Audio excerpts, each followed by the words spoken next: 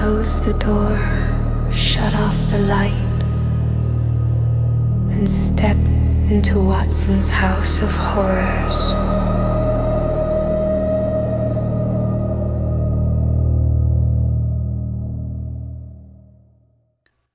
Hello and welcome to episode 1 of Watson's House of Horrors. I want to get this thing started by talking about books that have scared me over the years. I've been reading and watching horror for as long as I can remember. I mean, I'm 58 now and I probably started when I was 10, 11. So I'm at the point now where I'm totally desensitized. But sometimes a book, movie will find a way to creep me out. So I'll start with the first one, which I read probably when I was about 12 or 13, I think. I used to go to the library all the time in my little hometown in Scotland. And the librarian there would start to recommend books to me because I was there all the time. And she saw that I was leaning towards darker stuff. And she gave me The Fog by James Herbert. This was my first real, true horror. And it absolutely scared me to death. But it also made me fall in love with the genre. So I essentially tore through every James Herbert book I could get my hands on, which at that time there was a lot, so I had plenty to get me started. From there I found Stephen King, Clive Barker. Now, Clive Barker is not going to make the list, funnily enough. For as much as he's my favourite author, I can't say that he's had one that's really kind of scared me. That said, Imajica by Barker is my all-time favourite book. It's the only book I've read, finished, flipped back over and immediately read again. It was just that good. But I do have a Stephen King on there, not so much for scares, but for the great memories that I have with it. When The Green Mile first came out, it came out as a monthly serialized novel. Now, my mum and I would take turns buying. So she would buy episode 1, I'd buy episode 2, and so on. And I think, if I remember correct, it went 6 episodes. And it was just a great memory. And I remember getting it was my turn to buy the last one. And I'm reading it on the bus going over to her house. I lived in Canada at the time, in Calgary. And I'm going over to her house to hand over the book because I was just about done. And I was crying on the bus because the ending was just so good. So again, not really a scary thing with that King book, but just a great horror memory, if you will. Now, when it came time for me to start writing books, the first novel I wrote was Karaoke Night, and I knew I wanted to do it in a interview style, but I was going to do it transcript, and I don't think, at least that I know of, I don't think there's another book that's done full transcript style like that. But I did want to read a couple of books that were kind of interview based. So I went with World War Z by Max Brooks and Fantastic Land by Mike Bockoven. Now, Fantastic Land very much stuck with me. There's one chapter in particular. Well, I should set the scene of what it's about. It's about a theme park. I believe it's in Florida. And there's a weather event, and the whole place gets flooded, and people get trapped there, and it becomes like a whole Lord of the Flies type scenario, with the parts of the park becoming tribal and the whole bit. And so people who were there at the time tell their experiences through the book.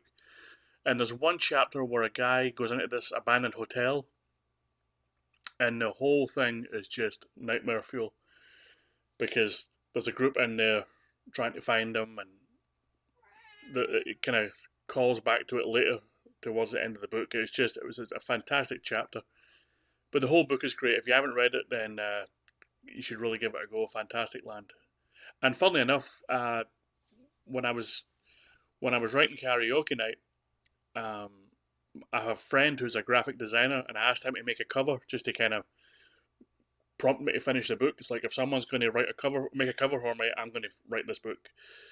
So he said, give me some examples of covers you like. So I gave him a few, and one of them was Fantastic Land, and he used the same font on Karaoke Night as on the cover of Fantastic Land. So there's a little kind of insider detail for you. Now, the next book, I can't remember how I came about finding this one. I'm not a fan of gothic horror. I think it's just because it's so different from the way I write. When I write, it's very simplistic. I don't have a lot of, kind of beautiful prose and that type of thing. It's just, I like telling a story as if I was sitting here telling you a story. If it was me sitting and you're sitting across from me and I want to tell you a scary story, that's kind of the way I write. So when I saw this book listed as Southern Gothic, I went, oh, this is not going to be for me. I thought, I'll give it a try because the reviews were great. And the book I'm talking about is The Elementals by Michael McDowell. Now, this is, I think it was from the early 80s. He died very young too, McDowell did. And I think the book was written in the early to mid 80s, but I could be wrong about that. And it's set in this almost little kind of island spot in Georgia. Or is it Alabama? I think they're from Georgia. I think the family's from Georgia, and this place is in Alabama. But anyway, the villain of the piece is sand. It's weird as that sounds. Sand starts to kind of fill up the house, and there's this other house across from him that's empty, and there's just a couple of really creepy scenes in there that really, really put me on edge. When I read, I really see it like a movie in my head, really quite visually. I see it, and the way I saw this just absolutely terrified me. So again, it's very much slow burn, as you would expect from a gothic style book, but it is just creepy and fantastic. So that's the Elementals by Michael McDowell. Now we're going to start getting into some more modern stuff. I'm going to try and keep this short first time around. I don't want to bore everyone to tears, so if I can keep this at 10-15 minutes, I think we'll be doing good. So going into the more modern books, I have Stolen Tongues by Felix Blackwell.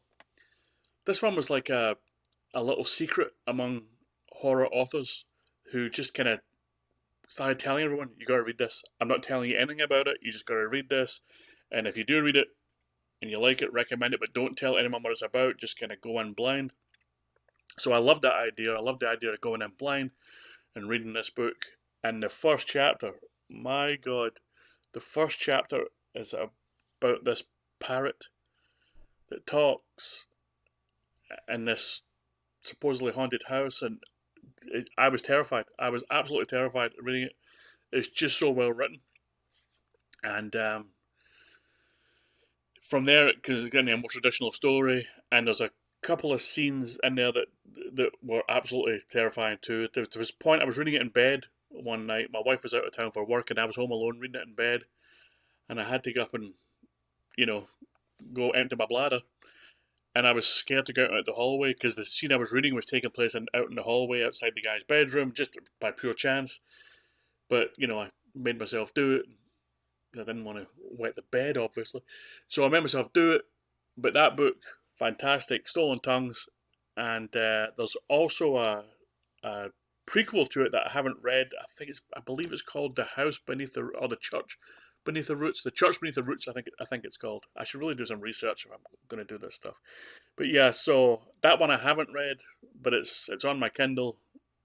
But I've got a bunch of stuff to read before I get to that. But he's got some work to do to make it as good and as terrifying as Stolen Tongues.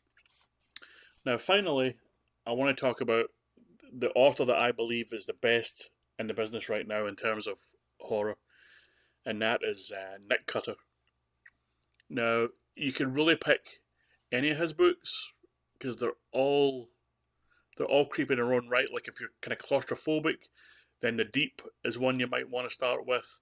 If you've got an insect phobia, you might want to start with The Queen, which is super weird, super creepy, and just really well told. But I think the book that does it for me from Cutter is called The Troop. And it's about this group of Boy Scouts on this little island in Canada. And they're there for some, earn badges and that type of thing. and this man with a parasite in his belly ends up on the island. Like he wants to eat constantly, and it just turns awful. And there is in this one some scenes of real animal cruelty that are hard to take. There's one with a turtle that you almost want to skip through. It's so graphic and so horrible. But it's just he's such a good writer that it's so effective, and you want to stick with it, even though you want to run away at the same time.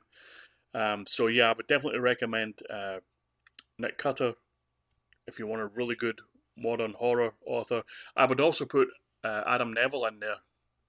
Actually, now that I think about it, I could probably put one of Neville's book, Last Days. It's a cult book. This billionaire hires these filmmakers to make a movie about this cult, and it is just, again, there's one scene in particular in there. I don't want to spoil it, but it's in this old abandoned house that is really, really, really creepy. That scared me quite a bit too. Yeah, so Adam Neville, Nick Cutter, for me, those are the two guys doing it right in horror today. So that's pretty much it for now. I will eventually find a way to expand these. If you guys are interested, I'll start having people on for discussions about horror and books or movies. And I think if this one goes well enough and you guys seem to enjoy what I'm doing, then I think the next one I'll do, it will be movies that scared me. I might even just do like a history of from when I started watching horror all the way through to modern day. Stuff that has scared me or stayed with me or somehow inspired me to write something. Because, well, you guys know when you write that you try and be original, but you're always in the back of your mind inspired by things you've read or seen, and you have to be aware of that when it happens and just kind of try and twist it so that it doesn't become, a complete copy of what it was that inspired you. But anyway, I think that's it for now. If you made it to this point, you're an absolute legend. Thank you, and I'll catch you all again next week. Bye bye.